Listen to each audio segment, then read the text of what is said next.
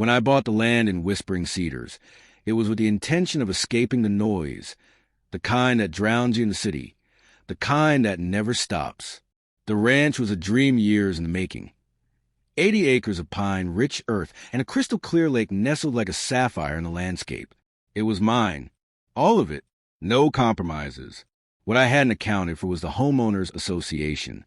Whispering Cedars came with an HOA, though it was rarely mentioned in the listings. The documents called it non-intrusive, community-oriented, aesthetics-focused. My real estate agent brushed it off as a formality. They mostly care about lawn heights and mailboxes, he said. I signed. I met her the first week. Karen Delacroix, HOA president. Her reputation preceded her, but it didn't prepare me for the real thing. She knocked on my door wearing a silk scarf, a clipboard in one hand, and a steaming travel mug in the other.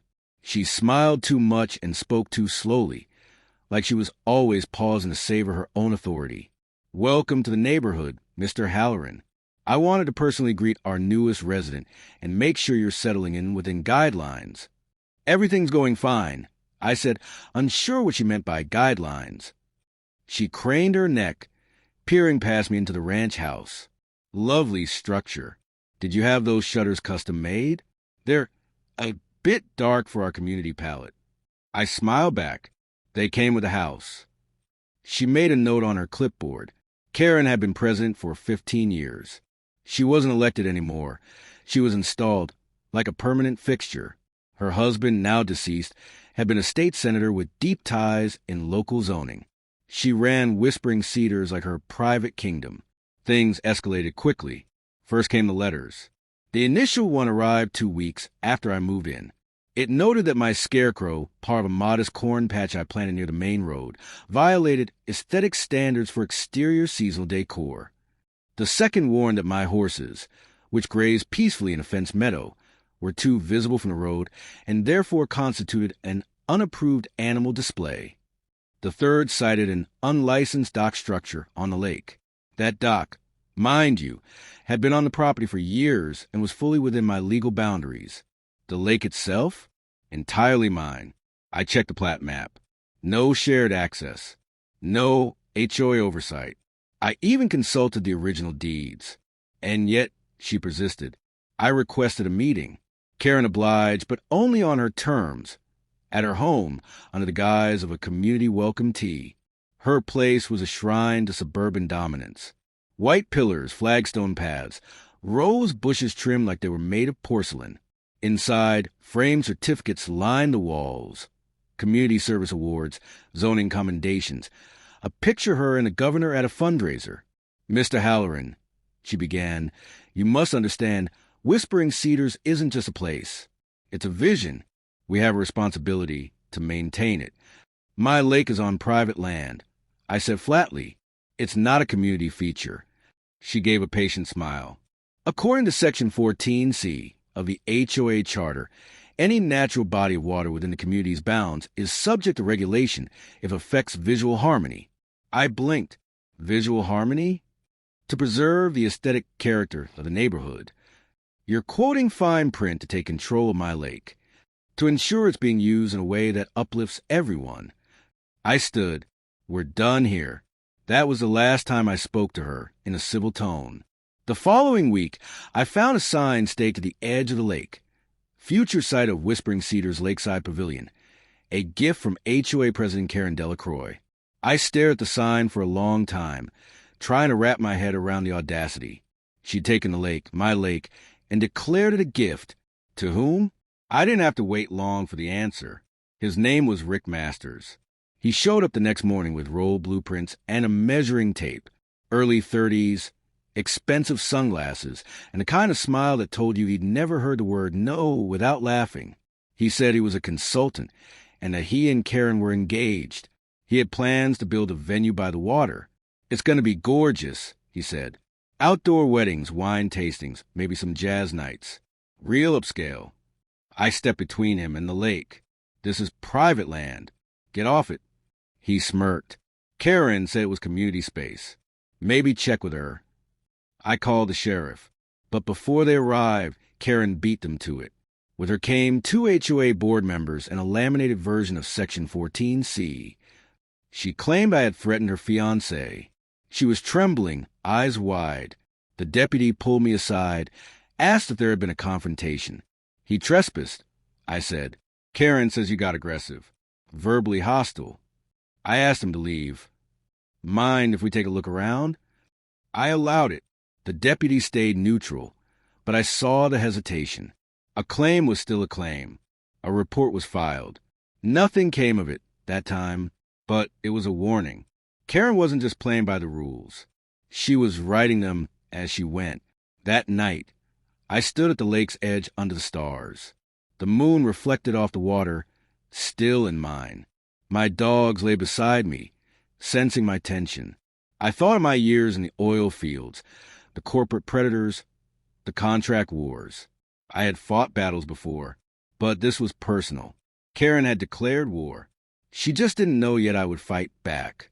The war didn't start with bullets or fists. It began with cameras, notes, and strategy. I turned my property into a digital fortress. Trail cams monitored the lake perimeter. Motion sensors lined the drive. I mounted a drone on a daily flight path, recording everything from the tree line to the HOA boundary. Every visit, every trespass, every clipboard Karen brought near my property, logged and time-stamped. I wasn't gathering dirt. I was building a case. But even in isolation, I wasn't alone. Whispering Cedars wasn't just manicured lawns and plastic smiles. Beneath the surface were fractures, cracks in Karen's kingdom. The Jennings family, a few streets over, had once been fined $5,000 for parking their camper van in the driveway for 2 days. Clara Jennings still bristled when she saw Karen's SUV. Then there was Mike and Denise Foster, who were forced to repaint their home 3 times after Karen ruled their choice of taupe to be too urbanized.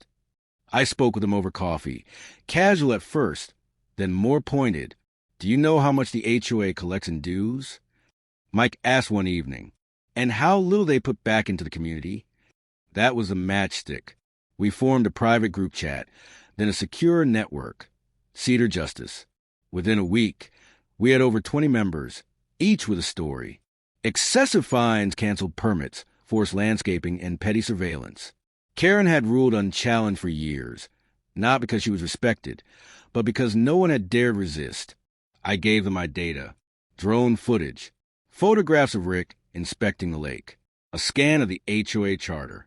We dissected it like a legal team before a trial, and then we found it, Section 3, subsection 9, a clause buried under procedural bylaws stating that any HOA decision impacting private property required a 2/3 vote from all property owners.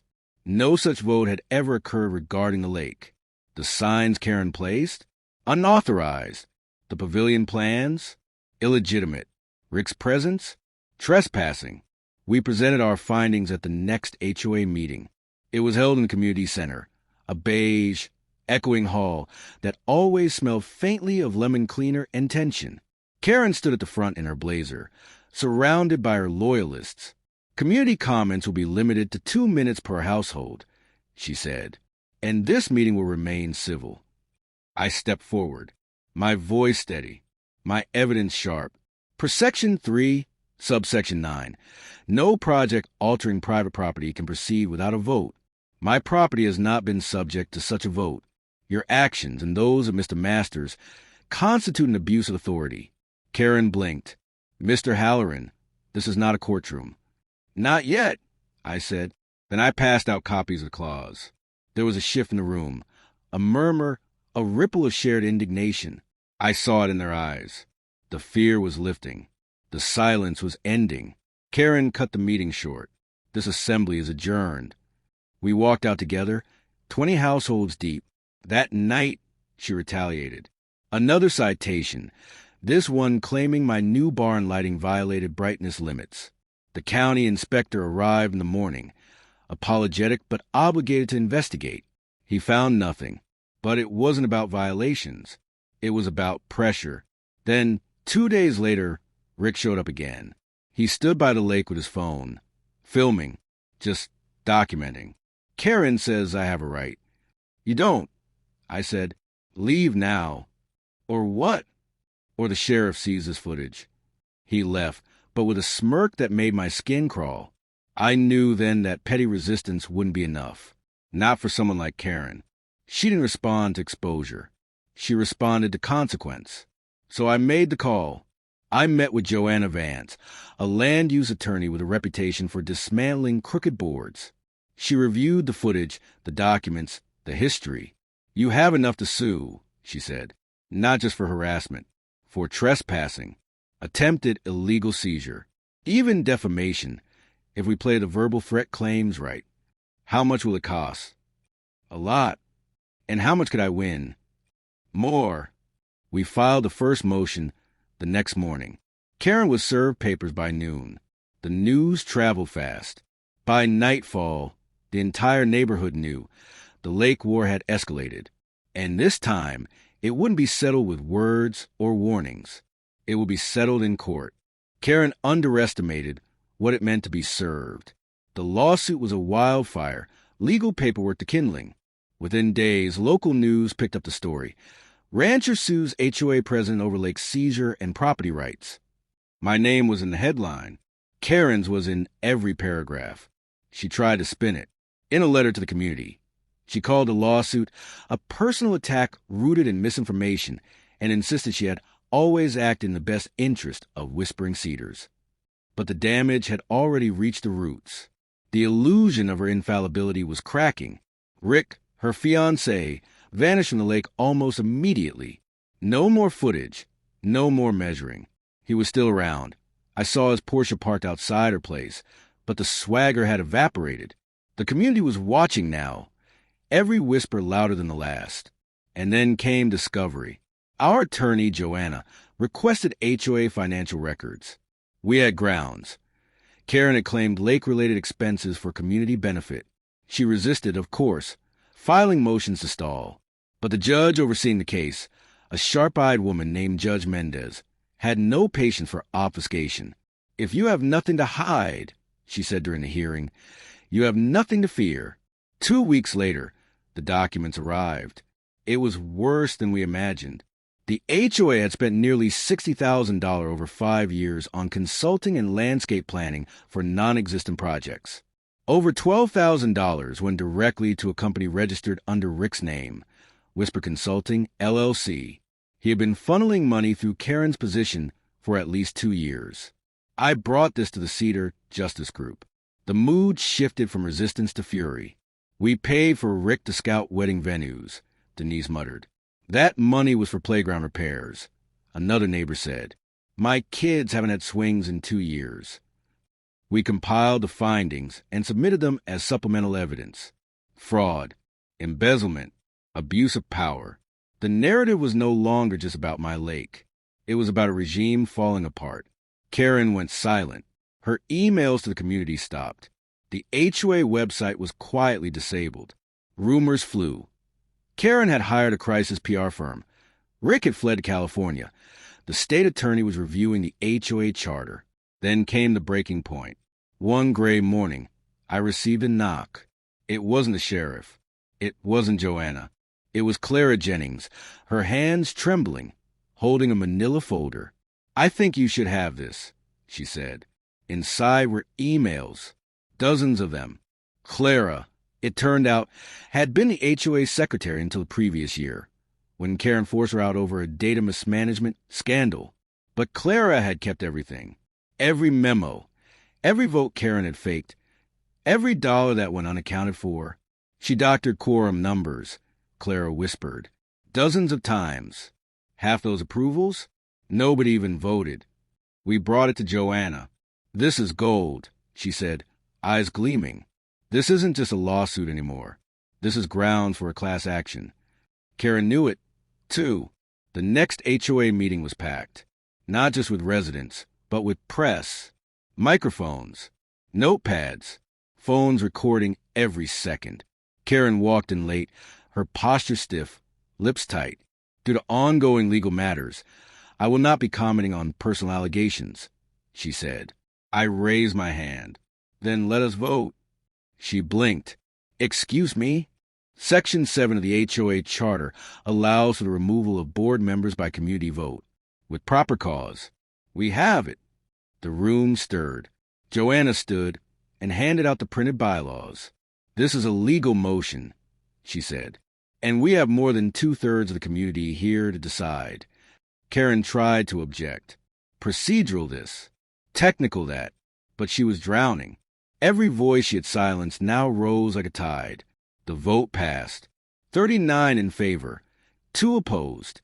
Karen Delacroix was no longer HOA president. She left the meeting in silence. But the war wasn't over. 3 days later, she called the cops.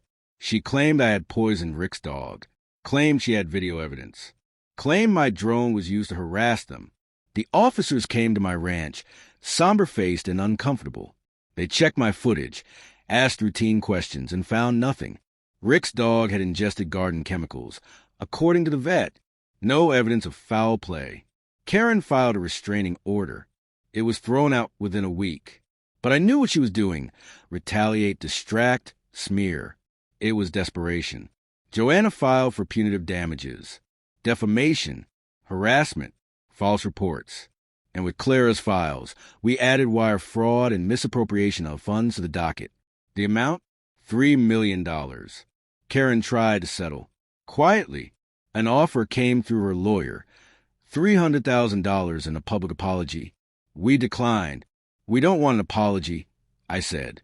We want accountability. The trial was set, and the story was far from over. The courtroom smelled faintly of old wood and cold coffee. On the first day of the trial, I sat beside Joanna, watching Karen Delacroix pace nervously by the defendant's table. Her once perfect posture was slightly hunched, the confidence she'd wielded like a sword now dulled by public exposure. She wore gray, muted, civilian, not the tailored red blazer she had donned at every HOA meeting like it was a badge of authority. The courtroom didn't care about appearances. The jury was composed of 12 ordinary citizens, a teacher, a farmer, a mechanic. They watched the opening arguments with furrowed brows. Joanna laid everything out like a tapestry of misdeeds. The illegal gifting of private land, financial misappropriation, forged voting records, false police reports. Karen's lawyer, a slick man named Daniel Miles, argued it was all a misunderstanding, a community miscommunication, a personal vendetta. But the facts didn't lie. Clara Jennings was our star witness. She walked the jury through years of fraudulent HOA votes, showed them emails where Karen backdated board approvals. One in particular silenced the courtroom. Just say it was voted in March. No one checks. We need this done before Rick starts planning. It was about the lake. When Rick took the stand, he tried to charm, claimed he believed the lake was part of the HOA Commons, that Karen told him so. But Joanna had the plat maps, the deed. She showed the jurors my name, printed clearly on every legal document.